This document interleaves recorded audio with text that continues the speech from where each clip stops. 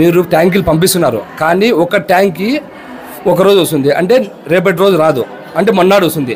ఒక ట్యాంకీకి 10 బిందెలు అంటే ఒక ఇంట్లో 10 బిందెలు ఎంతమంది వాడుకోవాలి సార్? అది కూడా ఆలోచించాలి మీరు, కమిషనర్ గారు. మీరు వచ్చేసి ఒక వీధికి 3 ట్యాంకులు పంపిస్తే పంపేయండి, లేకపోతే పంపేయకండి. ఎందుకంటే పొద్దున్న లేచినప్పటి నుంచి ఒకరి మొహర్ ఒకరు చూసుకుంటారు. అలా నీళ్ళ కోసం చాలా మంది గొడవలు పడుతున్నారు.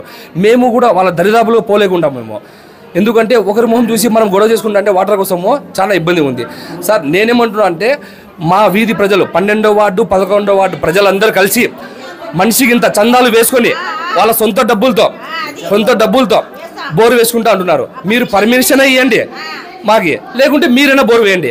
మీరు 2-3 రోజులు తేల్చకుంటే మేమే సొంతంగా బోరు వేసుకుంటాము. తర్వాత మీరు వచ్చి మనకు అడగకూడదు.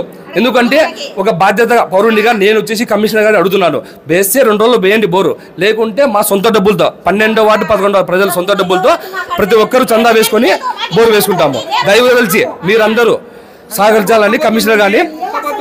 ఈ రంజాన్ మాసంలో ప్రతి ఒక్కరు చాలా బాధపడుతున్నారు సార్. ఇప్పుడు పండగ రోజు ఉన్నది, రోజు స్నానం చేయాలి, ఒక్క పొద్దులు ఉంటారు, బిందెలు మొయ్యాలంటే రోజు చాలా ఇబ్బంది ఉంది.